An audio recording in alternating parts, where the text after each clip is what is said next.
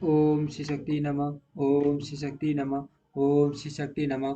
दस की 60 कन्याओं का विवाह दक्ष और विवरिणी के यहाँ देवी शिवा का अवतार अवतार दक्ष द्वारा उनकी स्तुति तथा सती के सद्गुणों एवं श्रेष्ठता से माता पिता की प्रसन्नता। ब्रह्मा जी कहते हैं देव ऋषि इसी समय दस के इस बर्ताव को जानकर मैं भी वहां आ पहुंचा और पूर्ववत उन्हें उन्हें शांत करने के लिए सांत्वना देने लगा। तुम्हारी प्रसन्नता को बढ़ाते हुए मैंने दस के साथ तुम्हारा सुंदर स्नेहपूर्ण संबंध स्थापित कराया। तुम मेरे पुत्र हो, मुनियों में श्रेष्ठ और संपूर्ण देवताओं के प्रिय हो। अतः बड़े प्रेम से तुम्हें आश्वासन देकर मैं फिर अपने अपने स्थान पर आ गया। तदंतर प्रजापति दक्ष ने मेरी अनुनयन के अनुसार अपनी पत्नी के गर्भ से 60 सुंदरी कन्याओं को जन्म दिया और आलस्य रहित और धर्म आदि के साथ उन सब का विवाह कर दिया। मुनिवर, मैं उसी प्रसंग को बड़े प्रेम से कह रहा हूँ, तुम सुनो। मुने दक्ष ने अपनी 10 कन्याएं विधि पूर्वक धर्म को ब्याह दी।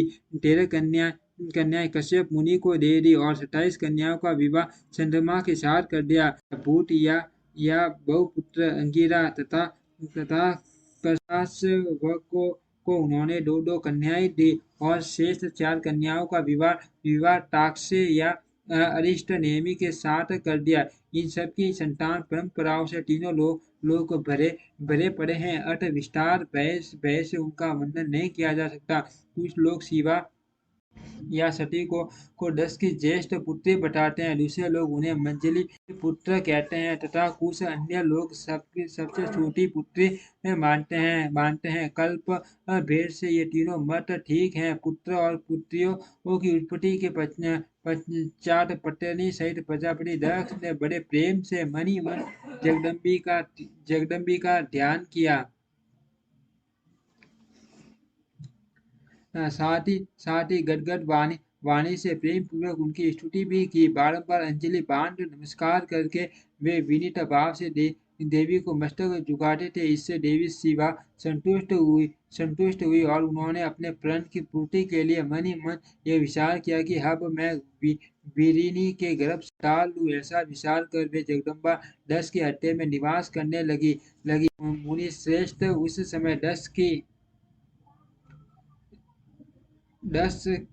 की बड़ी शोभा होने लगी। फिर उत्तम मुहूर्त देखकर दक्ष ने अपने पत्नी में प्रसन्नता पूर्वक गर्भधारण किया। तब दयालु शिवा दक्ष पत्नी के सीट में निवास करने लगी। उनमें गर्भधारण के सीना प्रकट हो गए। तात उस अवस्था में वीरिनी की शोभा बढ़ गई और उसके सीट में अधिक हर्ष आ गया। भगवती शिवा के निवास के प्रभाव से वीरिनी मां मंगल रूपिणी हो गई। दक्ष ने अपने कुल संप्रदाय, वेद ज्ञान और हार्दिक उत्साह के अनुसार प्रसन्नता पूर्वक पुंस आदि संस्कार संबंधी श्रेष्ठ क्रियाएं संपन्न की। उन कर्मों के अनुष्ठान के समय महान उत्सव हुआ। प्रजापति ने ब्राह्मणों को उनकी इच्छा के अनुसार धन दिया। उस अवसर पर बिरिनी के गर्भ में देवी का निवास हुआ जानकर श्री विष्णु आदि सब देवताओं को बड़ी प्रसन्नता हुई। उन उन उन सब ने वहां आकर जगदम्बा का स्तवन किया और समस्त लोगों को उपकार करने वाली देवी शिवा को बारंबार प्रणाम किया। वे सब देवता प्रशंसित हो दक्ष प्रजापति तथा वीरनी की बुरी प्रशंसा करके अपने अपने स्थान को लौट गए। नारद जब 9 महीने बीत गए तब लौकिक गति का निर्वाह कराकर 10वें महीने के पूर्ण होने पर चंद्रमा आदि ग्रहों तथा ताराओं की अनुकूलता से युक्त सुखद मुहूर्त में देवी शिवा शीघ्र ही अपनी माता के सामने प्रकट हुई। उनके अवतार लेते ही प्रजापति दक्ष बड़े प्रसन्न हुए और उन्हें मान तेज से दी पयमान देख उनके मन में यह विश्वास हो गया कि साक्षात वे शिवा देवी पुत्री के रूप में प्रकट हुई हैं। उस समय आकाश से फूलों की वर्षा होने लगी और मेघ जल बरसाने लगे। मुनिवर, सती के जन्म लेते ही संपूर्ण दिशाओं में तत्काल शांति छा गई। देवता आकाश में खड़े और मांगलिक बाजे बजाने लगे। अग्निशालाओं की बुझी हुई अग्नियां सहसा प्रज्वलित हो उठी और सब कुछ परम मंगलमय हो गया। वीरिनी के गर्भ से साक्षात जगदम्बा को प्रकट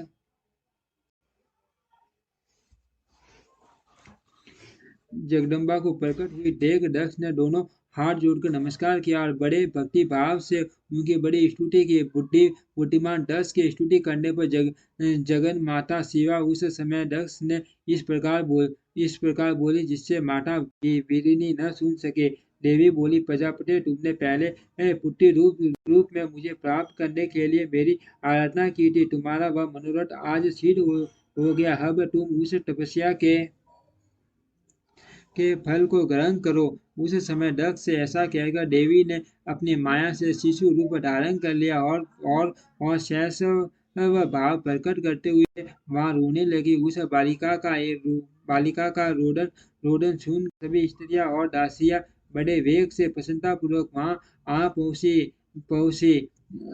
अशिक्षिनी की पुत्री का अलौकिक रूप देखकर उन सभी स्त्रियों को बड़ा हर्ष हुआ। नगर के सब लोग उस समय जय जयकार करने लगे। गीत और वाद्यों के साथ बड़ा भारी उत्सव होने लगा। पुत्री का मनोमुख देखकर सबको बड़ी प्रसन्नता हुई। दक्ष ने वैदिक और कुलोषित आचार का विधि पूर्वक अनुष्ठान किया। ब्राह्मणों को दान दिया और दूसरों को भी धन बांटा। सब और यथोचित गान और नृत्य होने लगे। पार्टी पार्टी के मंगल कृत्यों के साथ बहुत से बाजे बजने लगे। उस समय दक्ष ने समस्त सद्गुणों की सत्ता से प्रशंसित होने वाली अपनी उस पुत्री का नाम प्रसन्नता पूर्वक उमा रखा। तदंतर चार में लोगों की ओर से उसके और भी नाम प्रचलित किए गए जो सब के सब मान मंगलदायक तथा विशेष समस्त दुखों का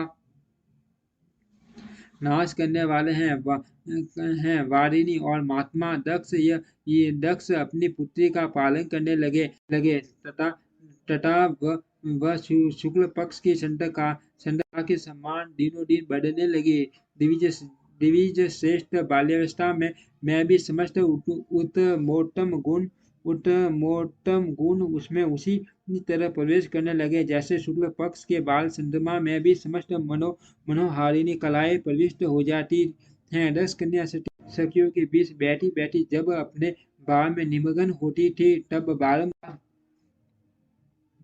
भगवान शिव की मूर्ति को विचित्रित करने लगती थी। मंगलमय सती जब बाल्योचित सुंदर गति गाती तब स्थाणु हर एवं रुद्र नाम लेकर स्मरण शत्रु शिव का स्मरण किया करते थे।